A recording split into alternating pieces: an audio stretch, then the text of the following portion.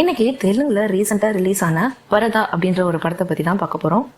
பெண்கள் இந்த படத்தை கண்டிப்பா பார்த்தே ஆகணும். இந்த கதை பாடதி அப்படின்ற ஒரு கிராமத்துல நடக்குது. அந்த ஊர் பெண்கள் எல்லாருமே கண்டிப்பா படுதா போட்டே ஆகணும்.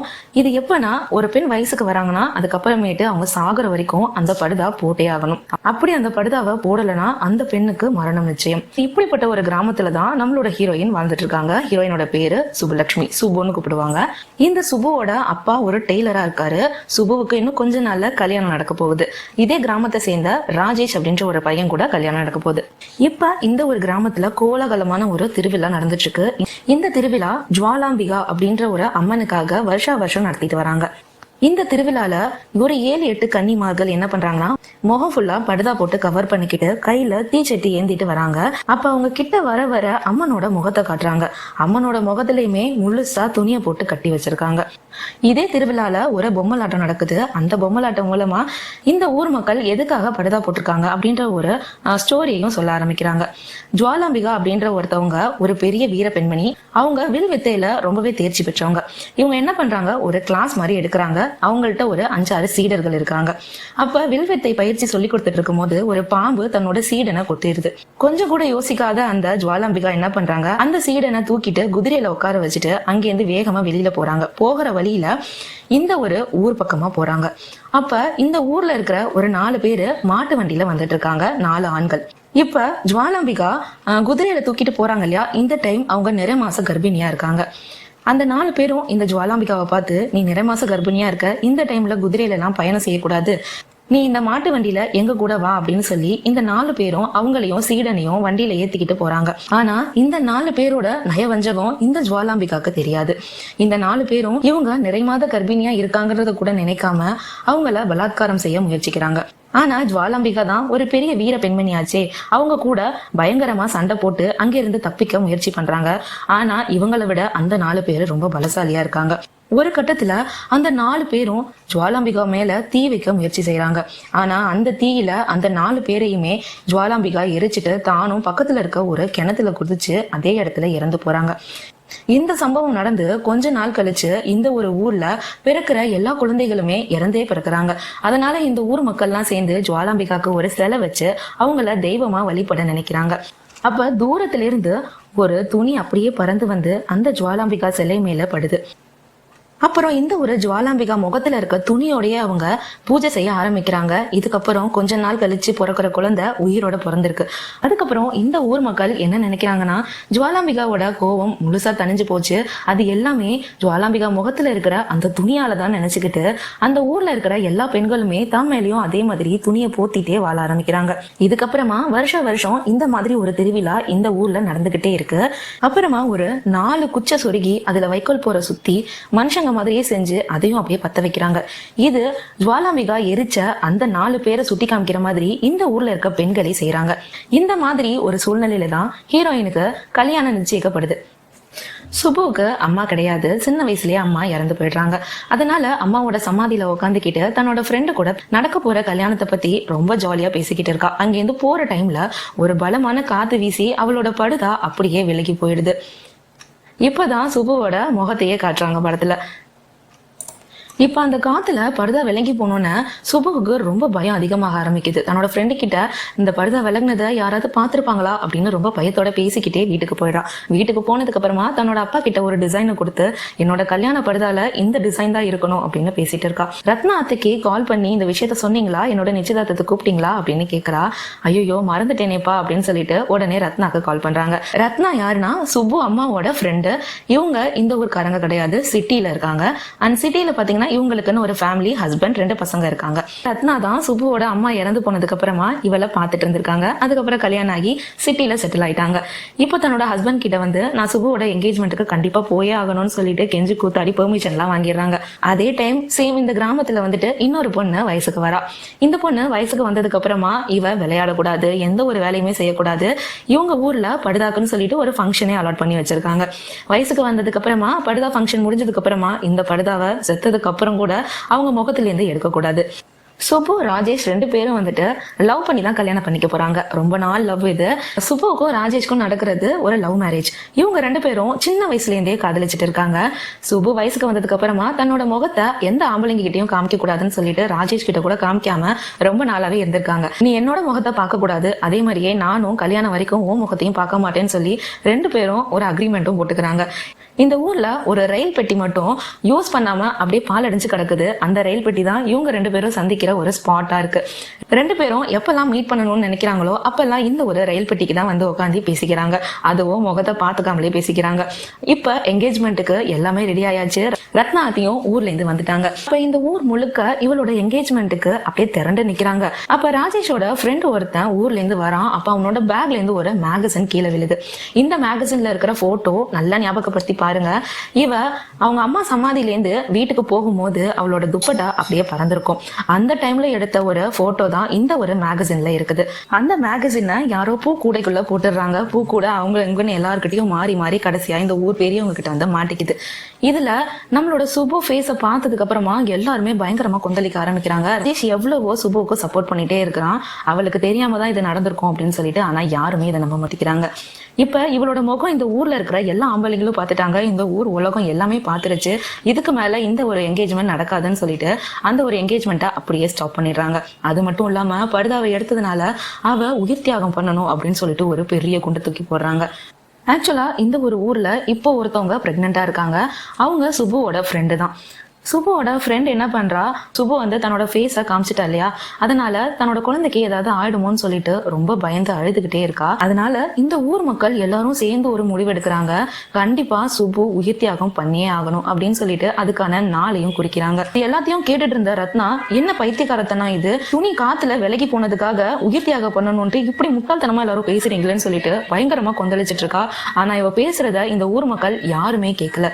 திரும்ப திரும்ப ரத்னா சுபுவுக்காக சப்போர்ட் பண்ணி பேசிக்கிட்டே இருக்கா. ஆனா இந்த ஊர் பெரியவங்க எல்லாம் என்ன சொல்றாங்க, சுபுவோட அப்பாவே இந்த வேலையை பண்ணிருக்காரு, சுபுவே இந்த மாதிரி தான் பிறந்திருக்கா, சுபு தன்னோட அம்மா வயித்துல இருக்கும் போதே இந்த ஊர்ல ஒரு பொண்ணோட படுதா விலகி இருக்கு, அதனால சுபுவோட அப்பா படுதா விலகுன அந்த பொண்ணை உயிர் தியாகம் பண்ண வச்சாரு, இதேதான் இப்ப சுபுவுக்கும் நடக்க போகுது அப்படின்னு இந்த ஊர் மக்கள் எல்லாரும் ரொம்ப ஸ்டபர்னா இருக்காங்க. அவங்க குடிச்ச அந்த தேதியும் வருது. சுபுவுக்கு ஒரு வெள்ளை கலர் புடவையை கட்டி அவளை சுத்தி 7 கன்னிமார்கள் முகத்தை மூடிக்கிட்டு ஜுவாலாம்பிகா விழுந்த அதே கிணத்துக்கு கூட்டிட்டு போறாங்க. நிறைய பூஜையெல்லாம் செஞ்சு அந்த இடத்துல சுப்புவை வந்து ஜுவாலாம்பிகா கிட்ட மன்னிப்பு கேட்க சொல்றாங்க. ஆனா சுப்பு மன்னிப்பு கேட்கவே மாட்டேங்கிறா.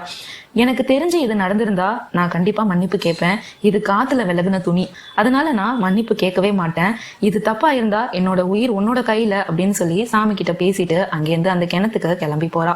இப்ப அவளோட கையில கல்லை கட்டி அப்படியே கிணத்துல தள்ளி விடுறாங்க. கொஞ்சம் கொஞ்சமா அவ தண்ணியில மூழ்கிட்டு இருக்கும் போது ஜுவாலாம்பிகா சிலை இருக்கிற இடத்துல தீபம் எரிஞ்சிட்டு இருந்தது. சட்டுன்னு ஓவரா காத்தடிச்சதுல அந்த தீபம் அணைஞ்சு போயிடுது. அப்ப அங்க நின்ன 2 கன்னிமார்கள் என்ன பண்றாங்க, வேகமா ஓடி வந்து இந்த பொண்ணை எப்படியாவது காப்பாத்துங்க, ஜுவாலாம்பிகா உத்தரவு கொடுக்கல அப்படின்னு சொல்றாங்க. உடனே சுபுவை தண்ணிக்குள்ள இருந்து காப்பாத்தி வெளியில கூட்டிட்டு வராங்க. ஆனாலும் பிரெக்னெண்டா இருந்த அந்த பொண்ணும் அவளோட ஹஸ்பண்டும் சேர்ந்து இவளை எப்படியாவது உயிர் தியாகம் பண்ண வச்சே ஆகணும்ட்டு ரொம்ப போராடுறாங்க. ஆனா ஜுவாலாம்பிகாவோட உத்தரவு இல்லாம இது செய்யக்கூடாது அப்படின்னு சொல்லிட்டு இந்த ஊர்ல இருக்க பெரியவங்க எல்லாரும் சேர்ந்து ஒரு முடிவு எடுக்கிறாங்க. போட்டோ உனக்கே தெரியாம யாரோ எடுத்திருக்காங்க அப்படிதானே, அப்பனா இந்த போட்டோ எடுத்தவனை நீ கண்டுபிடிச்சு கூட்டிட்டு வா, அதுக்கப்புறமா உன்னைய நம்புறோம் அப்படின்னு சொல்லிடுறாங்க. இப்ப ராஜேஷ் என்ன பண்ணிருக்கான், இந்த போட்டோ எடுத்தவர் யாருன்னு கண்டுபிடிச்சிடறான், அவனோட போன் நம்பரையும் கண்டுபிடிச்சிடறான். ஆனா லைன் போகவே இல்லை. இது எல்லாத்தையுமே ஊர் மக்கள் எல்லார்கிட்டையும் ரொம்ப சொல்லி சொல்லி பார்த்தான். ஆனா யாருமே இதை கேட்கல. கடைசியா சுபு கிட்ட இதை எல்லாத்தையுமே சொல்லிட்டு சுபு கிட்ட அந்த போட்டோ எடுத்தவரோட போன் நம்பரை கையில கொடுக்குறான். இந்த ஊர் மக்கள்லாம் என்ன சொல்றாங்க, சுபு தனியா தான் இந்த வேலையை செய்யணும், யாருமே இந்த ஊர்ல இருந்து அவளுக்கு உதவக்கூடாது அப்படின்னு சொன்னதும் ரத்னா, நான் இந்த ஊர்க்காரியே கிடையாது, அதனால நான் கண்டிப்பா இவளுக்கு உதவுவேன்னு சொல்லிட்டு அந்த ஊர்ல இருந்து வெளியில கூட்டிட்டு போயிடுறா. இப்ப அந்த போட்டோகிராஃபர் எங்க இருக்காருன்னா ஹிமாச்சல் பிரதேஷ்ல இருக்கிறாரு. சோ ஹிமாச்சல் பிரதேஷ்க்கு போகணும்னா இந்த பொண்ணு இந்த ஊருக்குள்ளேயே வாழ்ந்தவ, அவளுக்கு எதுவுமே வெளி உலகம் தெரியாது. ரத்னாவும் இவளும் மட்டும்தான் இந்த ஊர்ல இருந்து ட்ரெயின்ல போயிட்டு இருக்காங்க. சோ போற வழியில ரத்னாவோட ஃப்ரெண்ட் ஒருத்தவங்க டெல்லியில இருக்காங்க. அவங்களுக்கு கால் பண்ணி எங்களுக்கு உதவணும் அப்படின்னு சொல்லி கேட்கறாங்க. இங்க நடந்த எல்லா விஷயத்தையும் சொன்னதுக்கு அப்புறமா அவங்களும் சரி ஹெல்ப் பண்றேன்னு சொல்லிட்டாங்க. இவளோட பேரு அமிஸ்டா. இவ ஒரு பெரிய பில்டர் கிட்ட இன்ஜினியரா ஒர்க் பண்ணிட்டு இருக்கா. இவ யாருன்னா ரத்னா டெல்லியில இருக்கிற ஒரு ஃப்ரெண்டுக்கு கால் பண்ணா இல்லையா, அவங்களோட பொண்ணு. இவ இப்போ ஒரு நியூவா ப்ராஜெக்ட் ரெடி பண்ணிட்டு இருக்கா. இதுக்கப்புறமா இவளுக்கு கிடைக்க போற ஹையர் போஸ்டுக்காக வெயிட் பண்ணிக்கிட்டு இருக்கா. கரெக்டா இந்த டைம்ல இவளோட அம்மா கால் பண்ணி சுப்புவுக்கும் ரத்னாக்கும் ஹெல்ப் பண்ண சொல்லி கேக்குறாங்க. ஆனா இவ சுத்தமா ஹெல்ப் பண்ண முடியாது அப்படின்னு சொல்லிடுறா. திடீர்னு பார்த்தா இவளுக்கு கிடைக்க வேண்டிய அந்த ஹையர் போஸ்ட் வந்து வேற ஒரு ஆளுக்கு கிடைச்சிருது. ரீசன் கேட்டா, நீ ஒரு பொண்ணுக்கு கீழே கிளைண்ட் வேலை பார்க்க முடியாதுன்னு சொல்றாங்க, அதனால ஒரு ஜென்ஸை தான் எங்களால அப்பாயிண்ட் பண்ண முடியும் அப்படின்னு சொல்லிடுறாங்க.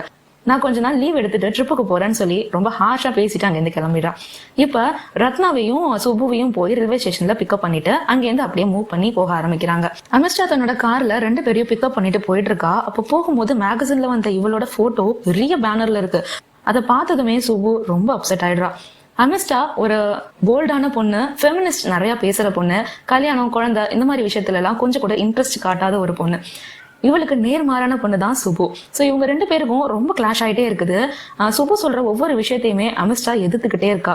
சுப்பு உங்களை பார்த்து ஒரு பொண்ணுனா கல்யாணம் பண்ணிக்கணும், குழந்தை பெற்றுக்கணும், குடும்பத்தை பார்த்துக்கணும் அப்படின்னு சொல்ல அதை கேட்கும் போது அமிர்ஷாக்கு சிரிப்பா வருது. சரி, முகத்துல எதுக்கு இந்த மாதிரி படுதா போட்டுட்டே இருக்கனா, இது எங்களோட கவசம் அப்படின்னு, இதுக்கு பதில் நீ ஹெல்மெட் போட்டுக்கோவேன் அப்படின்னு சொல்லி அவளை ரொம்ப டீஸ் பண்ணிக்கிட்டே இருக்கா. அதனால இவங்க 2 பேத்துக்குமே சுத்தமா ஒத்து போக மாட்டேங்குது. அமிர்ஷா தனக்கேத்த மாதிரி லக்ஸரியா ஒரு ஹோட்டலை புக் பண்ணியிருக்கா. இதை பார்த்ததுமே சுப்பு, எதுக்கு இவ்வளவு பெரிய இடத்துல இருக்கணும், 500 ரூபாய்க்கு சின்ன ஹோட்டல் எதனா ரூம் எடுத்துக்கலாம்ல அப்படின்னு சொல்லி, இதுக்கெல்லாம் என்னால காசு பே பண்ண முடியாதுன்னு சொல்லி கத்திக்கிட்டே இருக்கா.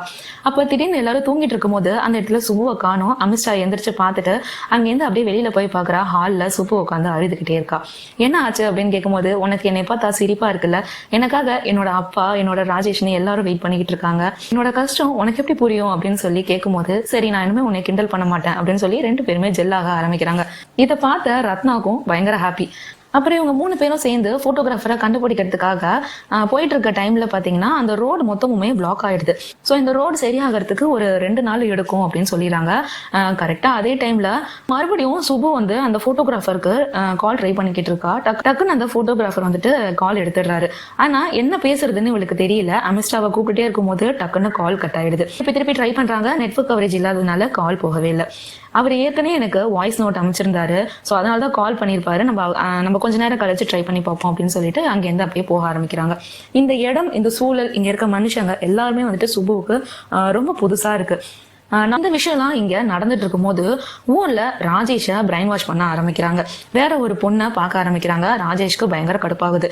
அவதான் போட்டோ எடுத்து கூட்டிட்டு வரேன் அப்படின்னு சொல்லிட்டு போயிருக்கால, அதுக்குள்ள எதுக்கு எனக்கு கல்யாணம் பண்றீங்க அப்படின்னு கேட்கும்போது, ராஜேஷோட அப்பா, அவளோட முகத்தை எல்லா ஆம்பளைங்களும் பார்த்துட்டாங்க, இந்த ஊர் உலகம் எல்லாமே பார்த்துருச்சு, இப்படிப்பட்ட பொண்ணு நமக்கு தேவைதானா அப்படின்னு சொல்லிட்டு இருக்கும்போது ராஜேஷ் என்ன பண்றான், அப்படியே வெளியில வரான். எப்பயும் போற அந்த ஸ்டேஷன் கிட்ட போறான். அப்போ வந்துட்டு இவளோட மேகசின்ஸ் எல்லாமே அந்த இடத்துல தொங்கிட்டு இருக்கு.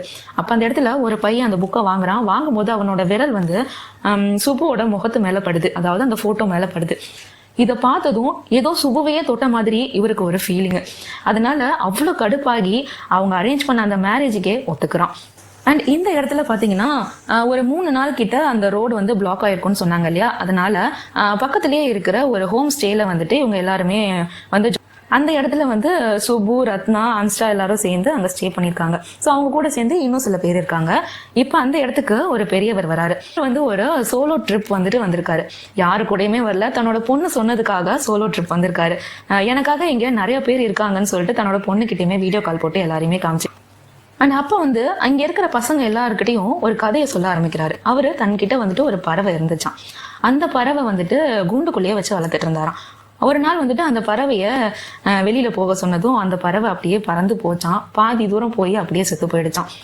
அப்புறம் அந்த பறவையோட குஞ்சுகள்லாம் அந்த கூண்டிலே இருந்தனால, சரி அது அம்மா தான் செத்து போயிடுச்சு, இது எல்லாத்தையுமே நம்ம வச்சு பார்த்து வளர்ப்போம் அப்படின்னு சொல்லி இந்த குஞ்சுகளை எல்லாம் அப்படியே வளர்க்க ஆரம்பிச்சாராம். வளர்க்க ஆரம்பிச்சதுக்கு அப்புறமா இதுங்களையும் அப்புறம் ஒரு நாள் இவருக்கு தோணுச்சான், இந்த பறவைகளை கூண்டுக்குள்ளேயே வச்சுக்கணும் அப்படின்னு சொல்லிட்டு பறவைங்க எல்லாத்தையுமே நம்ம வெளியில விட்டுலான்னு சொல்லி அந்த கூண்டை திறந்து விட்டாராம். ஆனா எந்த பறவையுமே வெளியில போலையாம். அதுல ஒண்ணு மட்டும் தத்தி வெளியில வந்து அப்படியே சிறக விரிச்சு பறந்து போச்சான். பயங்கர சந்தோஷமா வானத்தை நோக்கி அப்படியே மெல்ல பறந்து போச்சான். ஆனா அந்த இடத்துல ஒரு பருந்து வந்து அந்த பறவைய அடிச்சு சாப்பிட்டுருச்சான். இப்ப சொல்லுங்க, நான் பறவைய கூண்டுக்குள்ளேயே வச்சு வளர்த்திருக்கணுமா, இல்ல அதை பறக்க விட்டது நல்லதா அப்படின்னு கேட்டதும் ஆளுக்கு அவங்கவுங்க சஜஷனை சொல்றாங்க. ரத்னா, நானா இருந்தா அதை கூண்டுக்குள்ளே தான் வச்சு வளர்த்திருப்பேன் அப்படின்னு சொல்றான். ஆனா அனுஷ்டா, என்ன இருந்தாலும் ஃப்ரீடமா இருக்க வேண்டிய பறவைய ஃப்ரீடமா விட்டாதான் அது நல்லா இருக்கும் அப்படின்னு சொல்றா. கடைசியா இந்த பெரியவர் என்ன சொல்றாருன்னா, பறவைய பறக்க வச்சு பாக்குறது தான் அழகு. அதுக்கு ஃப்ரீடமா கத்துக் கொடுக்கணும். கத்துக் கொடுக்காம திடீர்னு பறக்க விட்டா அதால பறக்க முடியாது. அதனால அதை பறக்க விட்டு ரசிக்கணும் அப்படின்னு சொல்லிட்டு இருக்கும்போது சுபுவோட முகம் அப்படியே மாற ஆரம்பிக்குது. ஏன்னா இவளும் ஒரு கூண்டு கிளியாதான் இவ்வளவு நாள் வாழ்ந்துட்டு இருந்தா. ஸோ அவளோட மனசு அப்படியே கொஞ்சம் கொஞ்சமா மாற ஆரம்பிக்குது. அப்போ சுபுவுக்கு ஒரு வாய்ஸ் மெசேஜ் வந்திருக்கு. இந்த வாய்ஸ் மெசேஜ்ல அவளோட ஃப்ரெண்டு தான் பேசியிருக்கா.